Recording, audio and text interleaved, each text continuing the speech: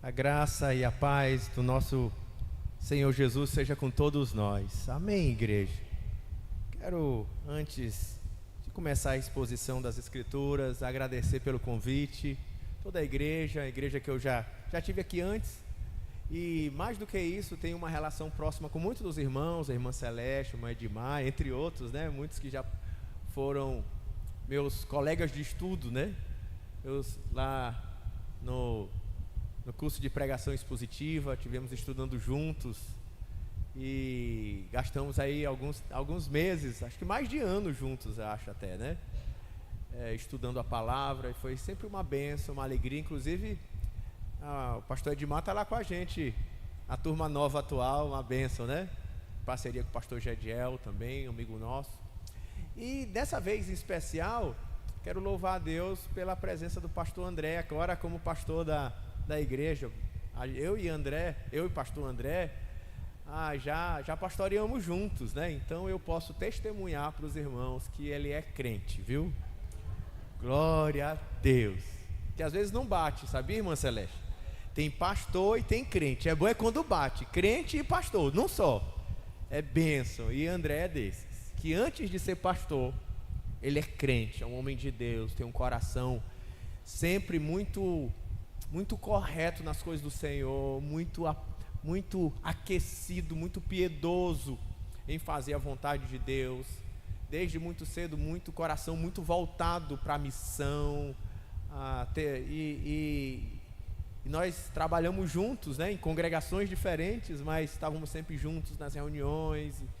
E André é uma bênção, pastor. Glória, eu louvo a Deus pela sua vida e oro para que o seu ministério aqui seja frutífero, duradouro. Oro para que o pastor André crie seus filhos nessa igreja aqui, em nome de Jesus, né? Case seus filhos, seja duradouro nessa comunidade. Até porque uma experiência que eu tenho é de que eu tenho o privilégio de pastorear uma igreja que eu me converti. Em 1993, eu me converti na igreja que hoje eu sou pastor. Então eu sou membro da mesma igreja e de uma única igreja por 32 anos. É muito legal poder ter esse caminho duradouro numa igreja, porque eu pastorei uma igreja onde as senhoras eu chamo as senhoras da igreja de tias, né? Que elas me viram pequenininho, e eu tia, e agora pastor é minhas tias de qualquer jeito, né? E os jovens e adolescentes da minha igreja, que são os filhos dos meus amigos de infância, me chamam de tio, né? Que bênção, é tão especial poder pastorear uma igreja assim. Glória a Deus. Quero convidar você para abrir a Bíblia, a palavra de Deus comigo, no Evangelho de Mateus, capítulo 28, os versos 19 e 20. Evangelho de Mateus, capítulo 28, nos versos 19 e 20.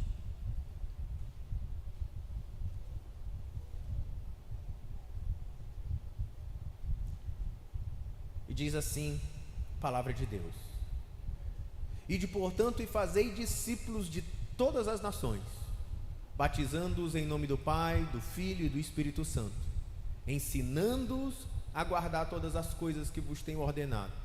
E eis que estou convosco todos os dias, até a consumação dos séculos.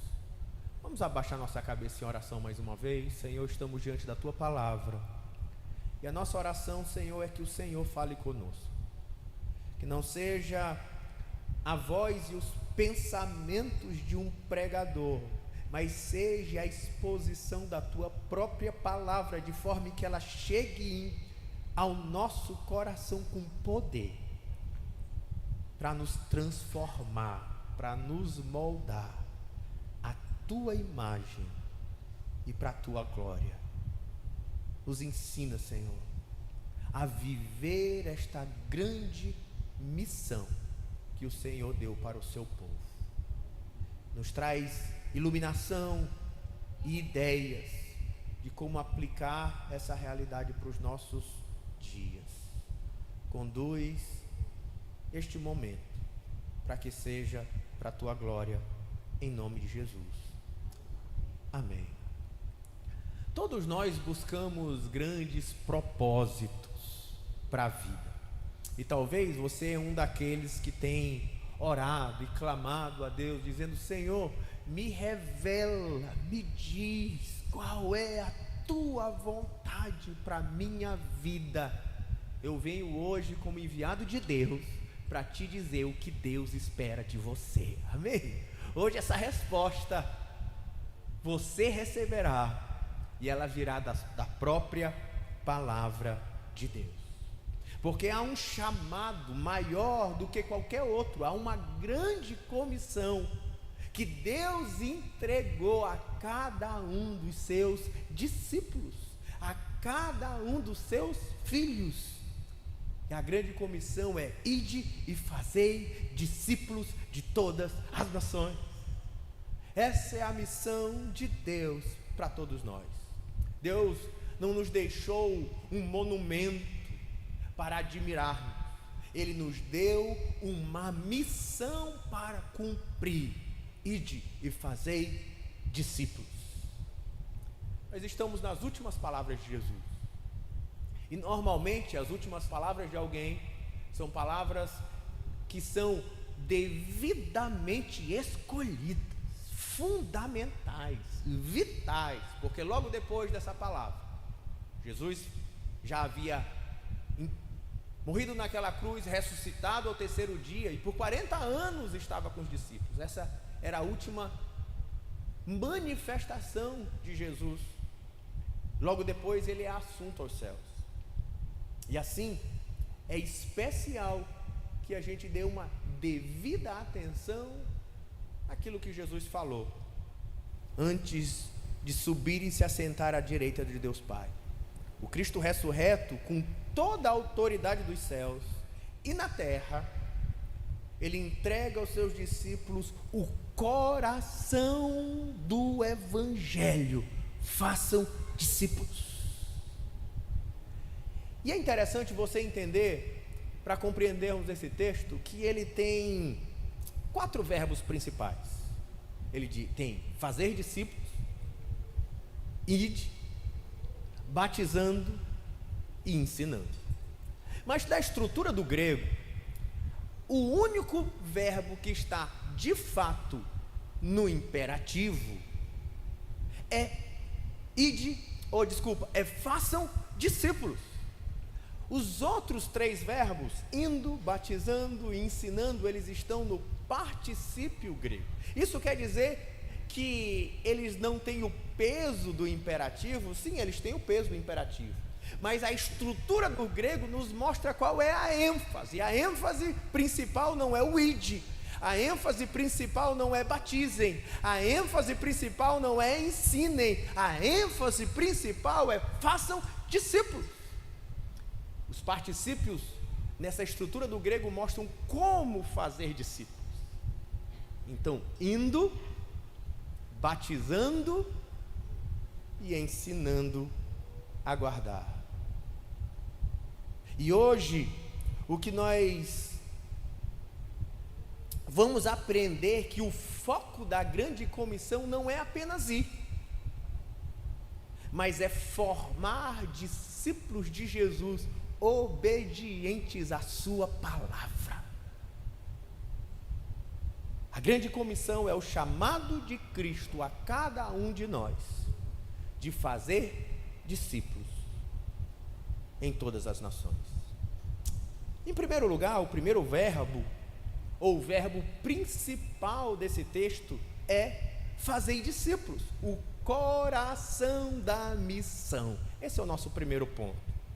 Diz, portanto, ide e fazei discípulos de todas as nações. E é interessante que esse verbo é um verbo que muitas vezes não fica claro para nós, porque o verbo que é trabalhado no original, ele não tem um foco estático. Fazer discípulos não é uma sala de aula, não é uma escola, não é um ensino cognitivo apenas, mas fazer discípulos, pela própria palavra do original, é alguém que aprende ao lado, é alguém que anda junto, é alguém que anda numa relação, da mesma maneira que Jesus fez os seus discípulos. Essa ideia de discipulado, agora vão e façam a mesma coisa. E Jesus gastou a grande maioria do seu tempo na terra, no seu ministério terreno, com uma grande obra, formando os seus discípulos para continuar o seu ministério. E como é que Jesus fez os seus discípulos? Ele andou com eles, ele viajou com eles, ele ensinou a eles, ele teve sua refeição com eles, e até os milagres que Jesus fazia, muitos deles aconteciam na mão dos próprios apóstolos, quando ele ia, inclusive curar os enfermos, como ressuscitar a filha de Jairo. Ele deixava as pessoas do lado de fora, e ele chamava apenas Pedro, Tiago e João para presenciar, porque tudo para ele nessa relação era para a formação dos seus discípulos. Até quando Jesus pregava alguns sermões, como o sermão das sementes, ele chamava depois os discípulos à parte e lhes dava mais explicações. Jesus passou esses 3 anos e meio formando discípulos, e agora ele entrega o coração da missão, dizendo: sabe aquilo que eu fiz com vocês? Agora reproduzam, façam discípulos. E fazer discípulos é formar outros seguidores de Jesus, é fazer a multiplicação de pessoas que decidem andar nos passos de Jesus, serem conformados à imagem do próprio Cristo. Discipulado é o processo de transformar os homens semelhantes a Jesus, na sua mente, no seu caráter e na sua obediência. Mas esse trabalho que o Espírito Santo faz no coração dos homens, ele faz por meio da igreja, ele faz por meio de você. Ele lhe entrega uma missão para mim e para você: façam discípulos. Essa é o centro da missão da igreja, fazer discípulos parecidos de Jesus. Mais umas reflexões para esse primeiro ponto. Discipulado, no entanto, no modelo de Cristo e dos apóstolos, ele era sobretudo relacional. Eram relacionamentos discipuladores, como tem proposto, um termo que eu gostei muito, proposto pela a Convenção Batista Brasileira no Multiplique. Eram relacionamentos onde o evangelho era transmitido como pais a filhos espirituais, como uma grande família na fé, como Jesus transmitiu aos seus discípulos. Era na vida, era na mesa, era no caminho, era nas relações. Era muito mais do que transmitir informação, era muito mais do que abrir um livrinho, era muito mais do que uma sala de catecúmenos, mas eram pessoas que se tornavam maduros na fé e assumiam a responsabilidade de cuidar dos mais jovens na fé, assim como acontece na família da fé. Assim, a vitória da igreja não é encher templos. Podemos ter templos cheios, mas que não são de discípulos de Jesus. De que adianta? A grande missão não é façam batistas. Desculpa, né, irmãos? Porque às vezes não significa ser batista que significa que é discípulo de Jesus. Perdão, né, irmãos, para nós. Não é façam membros de igreja, façam evangélicos. Ele diz: façam discípulos de Jesus. Pessoas dispostas a andar nos seus caminhos e se juntar a Cristo na sua missão. E esse é um chamado para cada um de nós. A igreja é essa comunidade de discipulado, como uma família, onde os avós educaram os pais educaram os filhos, esperando que os filhos amadureçam e em seguida cuidem dos seus próprios filhos que virão. A igreja não é para ter cara de orfanato, onde um diretor da escola cuida de todas aquelas crianças e por isso algumas crescem bem mal educadas. Mas a igreja, como uma comunidade discipuladora, como uma família da fé, onde muitos vão amadurecendo e assumindo a responsabilidade da missão de discipular outros, ela vai ganhando uma maneira de ensinar muito mais afetiva e efetiva. Enquanto no orfanato você bota para dormir, todo mundo, está na hora de dormir, desliguem as luzes. Na família, a mãe vai para a beira da cama e conta uma história para ninar.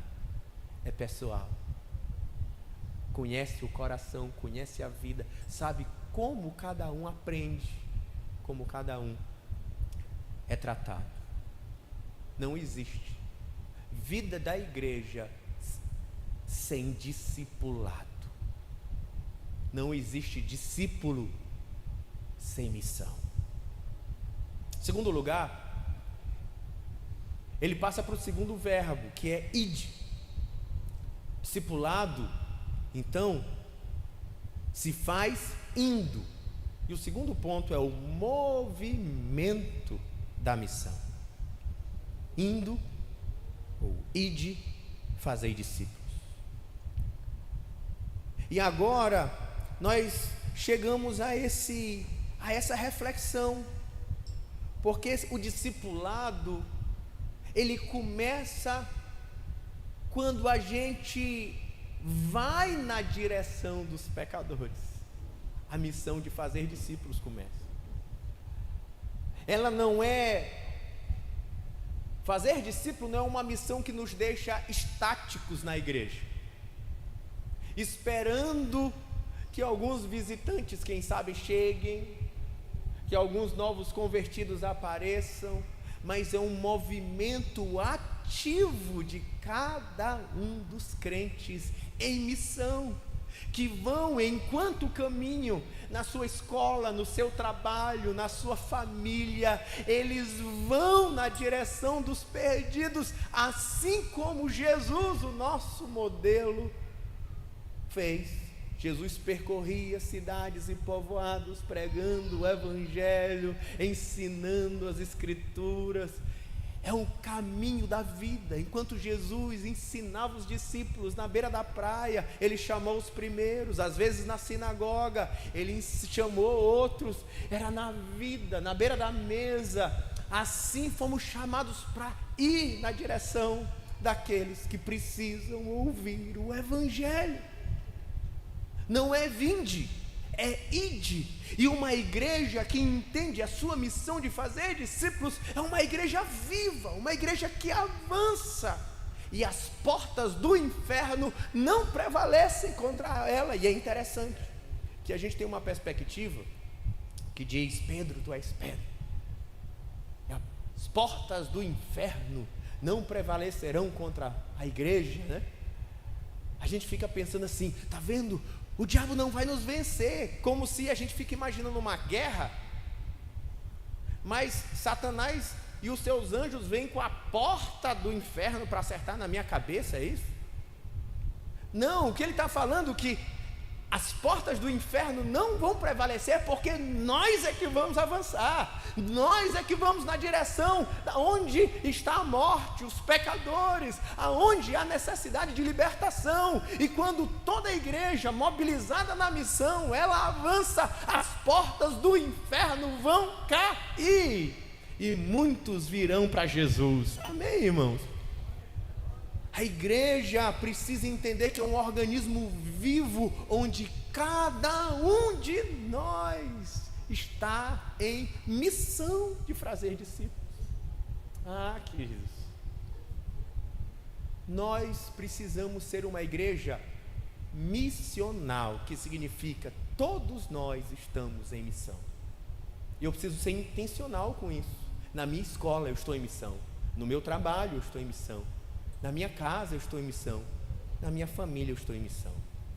Há um movimento, e quando todos os membros, vou dizer mais uma vez, quando todos os membros se tornam não simplesmente membros da denominação, cristãos filosóficos que compreendem a doutrina, mas todos viram discípulos de Jesus e se unem a Ele na missão, em obediência à grande missão de fazer discípulos. Nós temos durante a semana dezenas de obreiros levando o evangelho por toda parte, e a igreja avança para a glória de Deus. Mas quando a gente tem só consumidor de culto, o irmão que vem para cá dia de domingo, escuta a palavra, canta uns corinhos, vai para casa e espera para pegar a Bíblia domingo que vem, a igreja não avança. Nós vamos garantir que vai dar tudo certo, que tem ar-condicionado, que o culto não deixa de funcionar. Mas, irmãos, eu vou dizer uma coisa para vocês: se a gente tirar esse telão, a igreja continua sendo igreja? Sim ou não? Se a gente tirar esses ar-condicionados e o microfone da minha mão e até esse prédio, mas se a gente deixar de fazer discípulos, aí a igreja deixou de fazer sua missão. E às vezes o desafio de entender a nossa missão é que nós acabamos preocupados com essa manutenção dos nossos programas, que ficamos tão focados em garantir a transmissão, a boa música, um clima, uma boa cadeira, e se acha porque eu estou dedicado nessas coisas, eu não preciso me focar no que é principal, que é ir e pregar o evangelho a toda criatura, que é cumprir a missão de fazer discípulos de todas as nações, eu e você.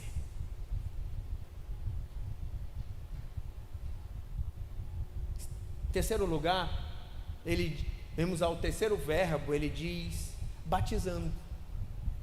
Assim, nosso terceiro ponto é a identidade da missão. Ele diz que nós precisamos fazer discípulos batizando-os em nome do Pai, do Filho e do Espírito Santo. E o batismo, ele faz uma mudança dupla de identidade.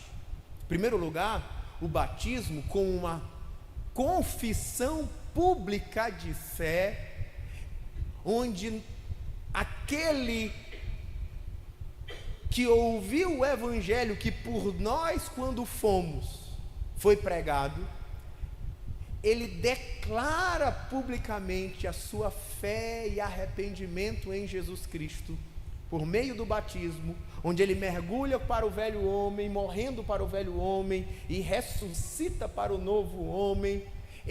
Aquele batismo significa que agora ele está em profunda unidade com o próprio Cristo.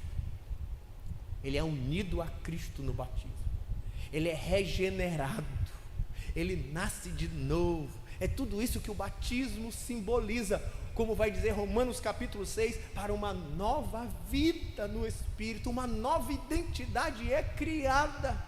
Sou filho de Deus. Mas por outro lado também é no batismo que nós somos enxertados no corpo de Cristo, no batismo que nós nos tornamos membros da comunidade de fé, é no batismo que agora eu tenho um novo Pai e novos irmãos, unidos, porque como diz 1 Coríntios capítulo 12, nós temos um só Deus, uma só fé, um só batismo que nos uniu.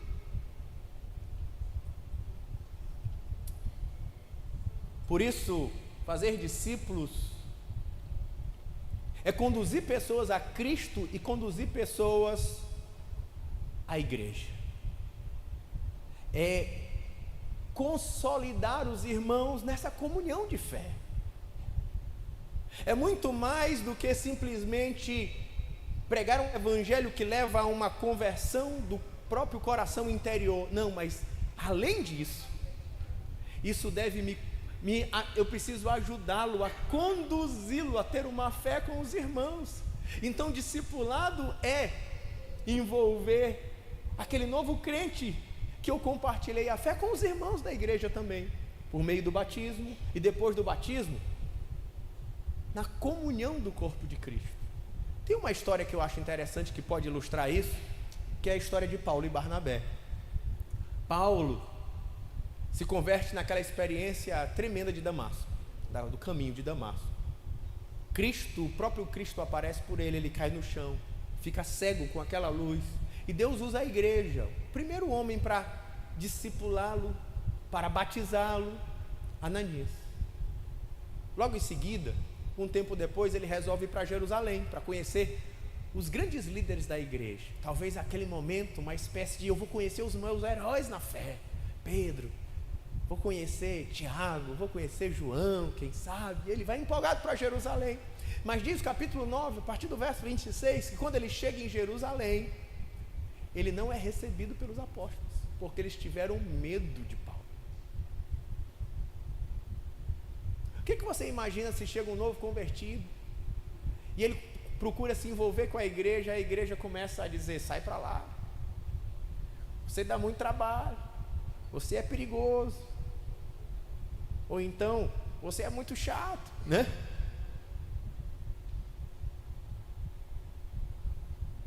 No entanto, diz que Barnabé, tomando Paulo consigo, levou até os apóstolos, e depois entrando e saindo da cidade, pregando o evangelho com eles.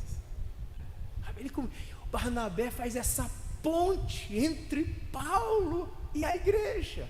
Ele enturma Paulo com a igreja, ele envolve Paulo com a missão. E discipulado muitas vezes é muito mais, irmão, só do que ficar passando doutrina, mas é envolvê-lo na família da fé. Isso às vezes tem cheiro de cachorro quente, de pão, de café, de amizade, de cafezinho, de convite para um almoço na sua casa.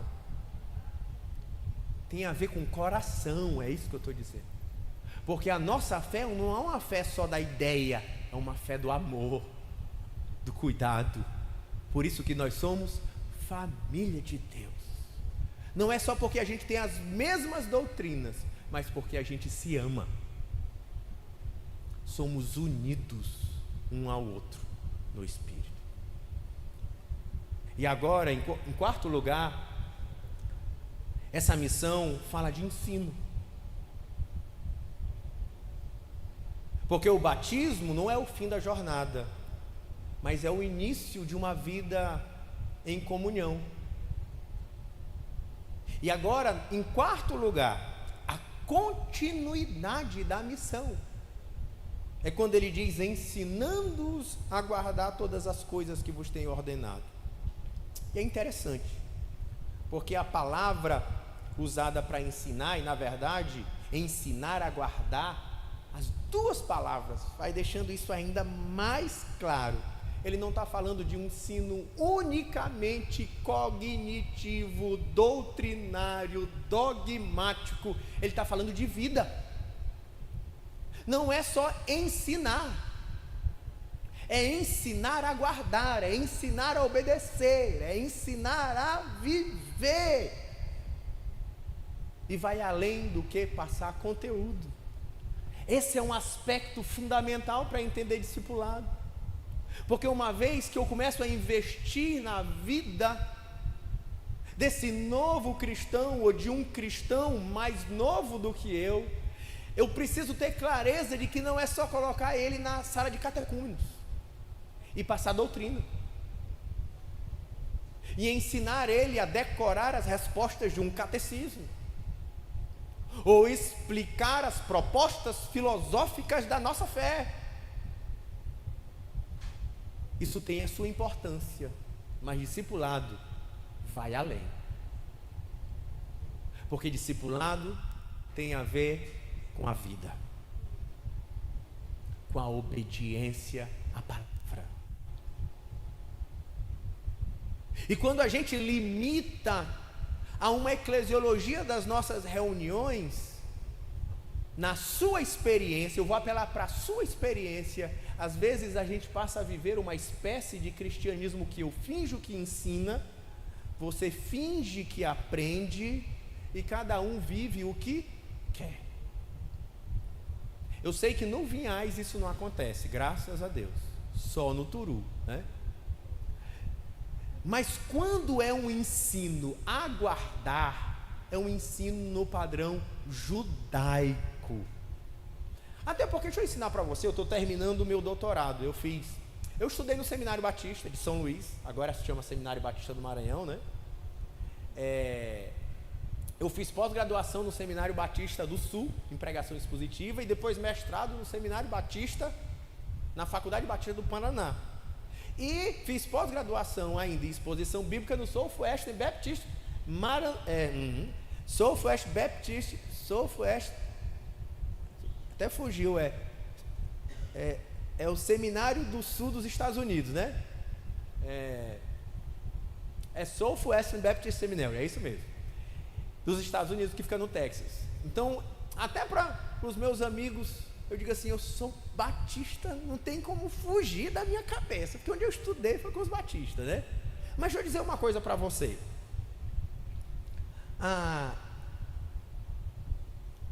O ensino judaico, desculpa, eu contei essa história para dizer, mas agora eu estou fazendo doutorado, estou terminando, se Deus quiser, em novembro, meu doutorado em educação, na Universidade Federal, porque acabei me dedicando ao ensino e sou diretor de seminário, fui estudar, até porque era mais barato, porque era de graça, né? Faculdade pública. E nesse processo de educação eu aprendi uma coisa que eu não sabia. A forma escolar que nós temos hoje, ela é recentíssima, tem 200 anos. Sentar em sala de aula, horário, disciplina, conteúdo, programa, tudo isso é muito novo, não era assim que se ensinava, mas a gente começou a entender que a forma escolar para a igreja é o que é sagrado, mas a maneira judaica de ensinar não era da forma escolar, ela tinha outras formas, e eu vou apelar para você algumas ideias. Uma delas era a ideia de que o ensino era familiar, especialmente no Antigo Testamento, porque era uma responsabilidade dos pais ensinar a lei para os filhos. Deuteronômio capítulo 6, a partir do verso 9 vai dizendo, amarás o Senhor teu Deus de todo o teu coração. Você lembra desse texto? Mas ele vai dizer, e aquilo que eu te ensinei, tu guardarás no teu coração, e tu inculcarás aos teus filhos, passando o PowerPoint, botando ele para ler materiais didáticos. É assim que está lá? Lá está dizendo como? É ao deitar, ao levantar, é na mesa, é no caminho, é na vida. Porque a ênfase não é uma ênfase de um conhecimento abstrato, mas de uma aplicação viva das Escrituras. E a igreja precisa retomar esse padrão como família de Deus, a ensinarmos uns aos outros, como um pai ensina o filho, que é muito mais do que passar doutrina, mas passar um estilo de vida cristão, de viver, onde ensinar ou fazer discípulos visa transformar mentes, corações e práticas, formar Cristo, ser parecido com Ele. Assim, a igreja é essa grande escola de Cristo, essa família de Cristo, onde todos são professores e alunos, todos, como uma família. O pai ensina o filho, mas aquele filho um dia vai estar ensinando o seu próprio filho. E o avô continua ensinando os filhos e depois também os netos. Somos uma grande comunidade onde ensinamos uns aos outros. Essa é a missão da igreja. Ser uma comunidade onde todos estão cumprindo uma missão de fazer discípulos. E talvez você olhe para si mesmo e me leva à quinta e última verdade desse texto. Porque você pode pensar: quem sou eu para ensinar? Quem sou eu para fazer um discípulo? Quem sou eu para assumir tal responsabilidade? Mas Jesus pensa sobre isso e diz: isso aos seus próprios discípulos. Ele vai dizer qual é a força da missão. Ponto 5. E chegando no ponto 5 eu vou revisar. Em primeiro lugar, vimos o coração da missão: fazer discípulos. Vimos, em segundo lugar, o movimento da missão: indo. Em terceiro lugar, a identidade da missão: batizando. Em quarto lugar, a continuidade da missão: ensinando. Em quinto lugar, a força da missão: a presença do próprio Cristo em nós. Ele termina dizendo assim: não é uma obra que você vai fazer, é uma obra que Cristo vai fazer, que o Espírito Santo vai fazer através de você. Você acredita em Cristo, sim ou não? Você acredita no Espírito Santo, sim ou não?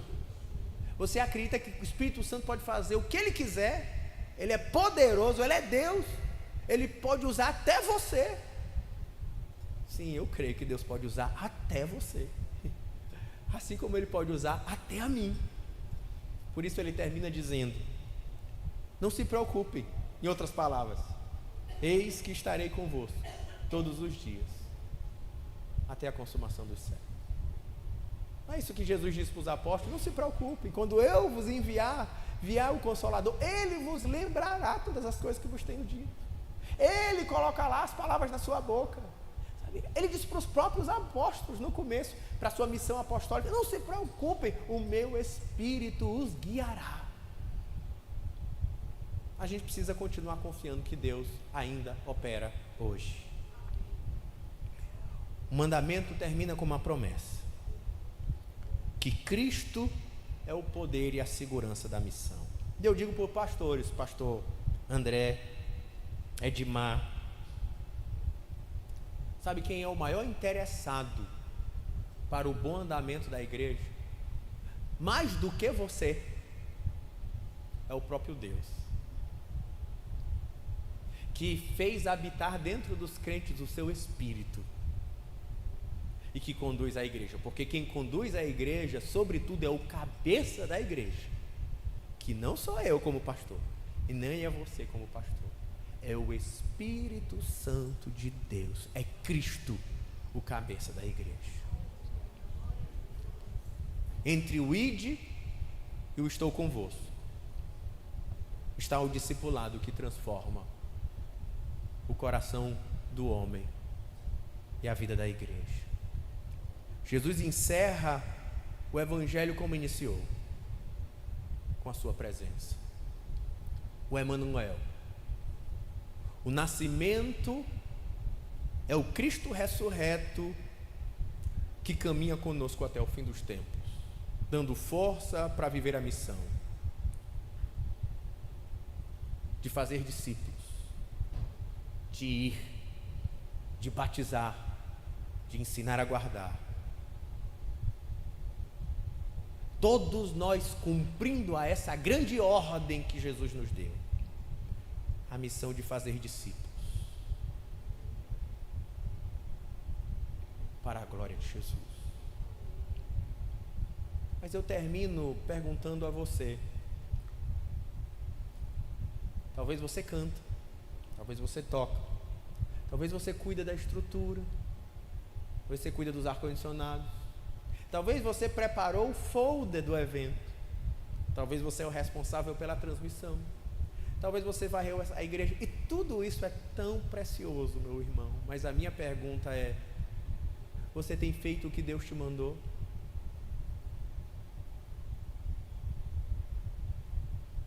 Você tem obedecido à ordem que Jesus te deu?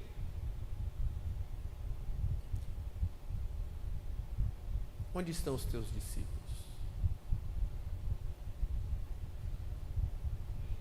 Ide, portanto, e fazei discípulos de todas as nações.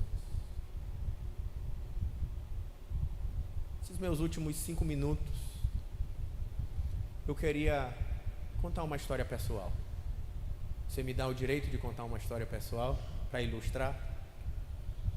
Eu nasci na igreja não, mas 13 anos eu me converti. Quando eu me converti, na garagem da casa do Dr. Afonso, meu pastor, que me pastoreou por tantos anos, faleceu há 2 meses atrás.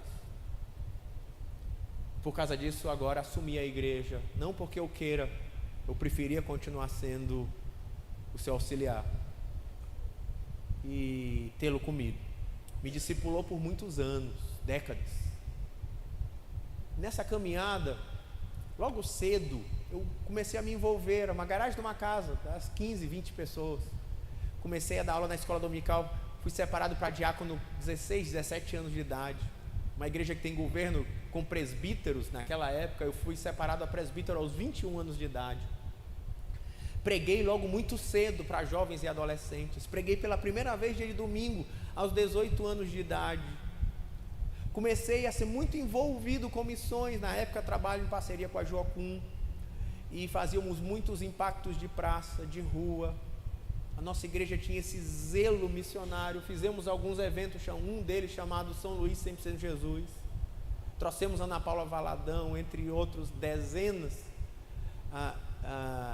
Na verdade, uma dezena de milhar.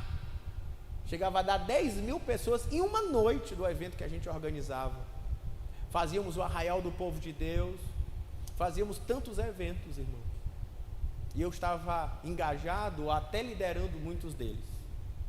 Mas a nossa igreja não avançava, sabia? Parece que todo o esforço que a gente gastava fazendo tantos programas e eventos, e tanto dinheiro e tanta energia, não chegava em lugar nenhum e nos deixávamos frustrados.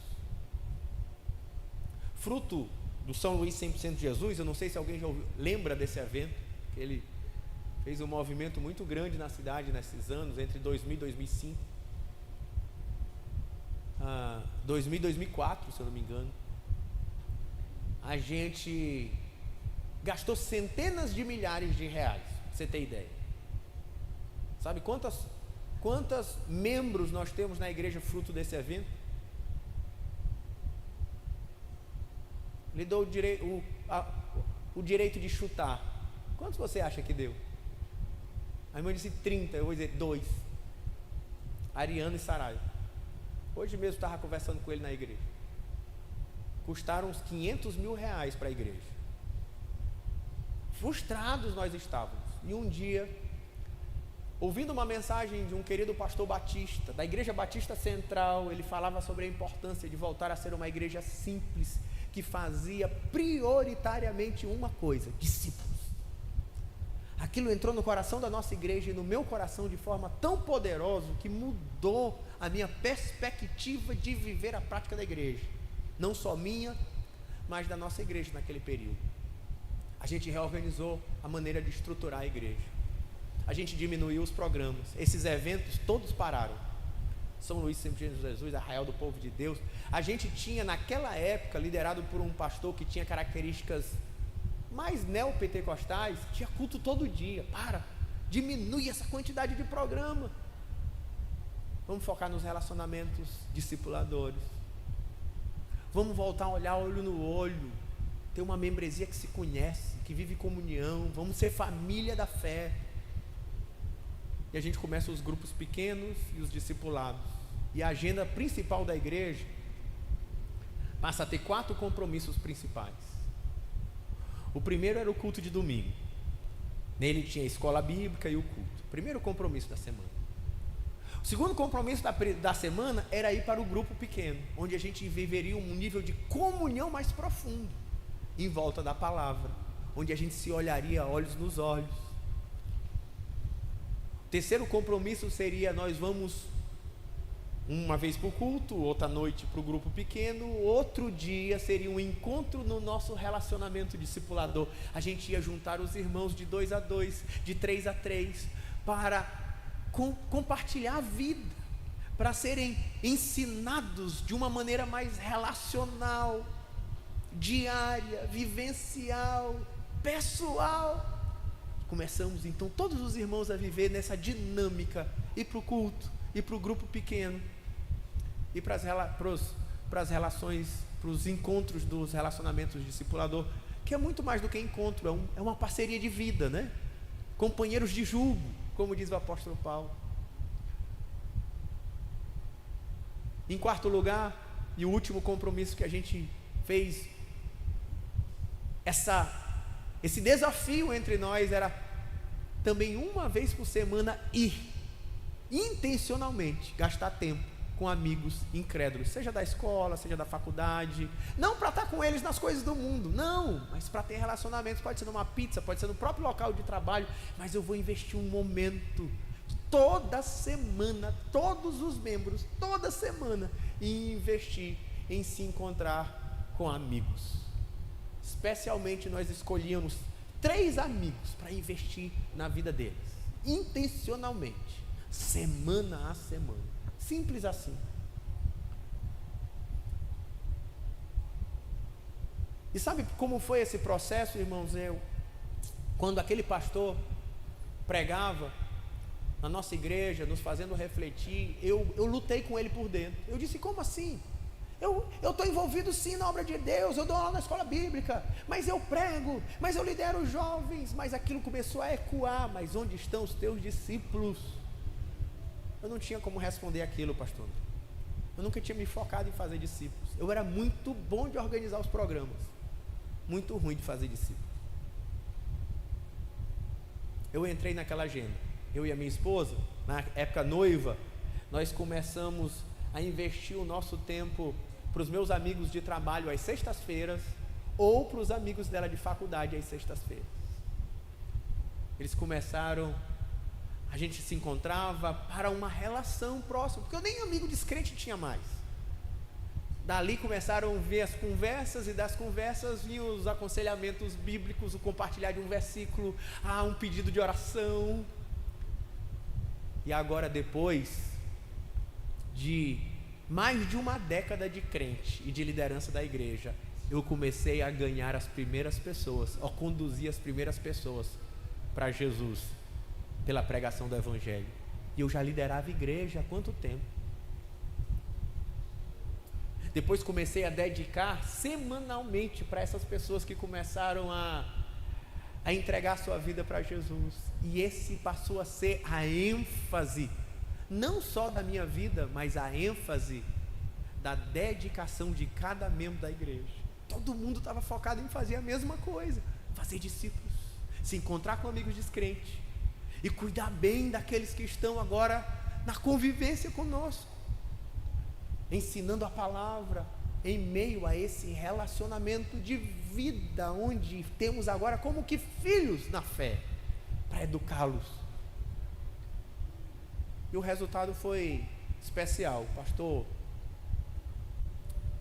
disse que compartilhou até mesmo já com alguns irmãos o nosso testemunho, né? Está escrito em forma de livro.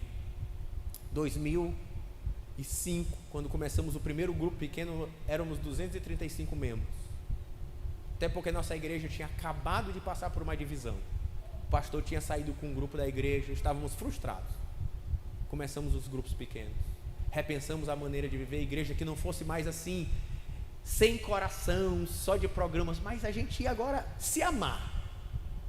Em 2009, nós éramos sem programas, sem Solução Jesus, sem Arraial do Povo de Deus, sem Impacto na Praça, sem gastar aquele monte de dinheiro, mas só tendo todos os membros fazendo do principal a coisa mais importante, que era fazer discípulos. Nós tínhamos saído de 200 membros para 1000 membros em 5 anos. Olha a diferença, irmãos. E eu não estou falando isso para falar: olha que beleza, que bênção, olha como você... Não, eu só estou querendo usar isso como um exemplo para dizer que às vezes o que a gente precisa é simplificar e focar na missão que Deus nos deu. Todo mundo cumprindo a grande comissão. Façam discípulos. É a missão que o Senhor nos deu. Façam discípulos. Vamos simplificar para nos dedicar no que é mais importante. Ide e fazei discípulos de todas as nações. Vamos orar mais uma vez. Abaixe sua cabeça comigo. Senhor, nós oramos diante do Senhor para que o Senhor nos ajude a não nos perdermos nessa tentação de fazer tantas coisas, Senhor. Nos ensina a nos focarmos naquilo que é prioritário, naquilo que é fundamental, naquilo que é grande, a grande comissão, que é fazer discípulos, uma missão de cada um de nós. Senhor, toca os nossos corações a partir de mim, a partir dos pastores, a partir dos diáconos, a partir de cada membro da igreja, dos educadores, dos líderes de crianças. Senhor, toca os nossos corações, para que saiamos daqui com esse fogo no nosso coração, desse desejo que vem do Teu Espírito, de cumprir a grande comissão e fazer discípulos de todas as nações. Assim nós oramos, em nome de Jesus. Amém.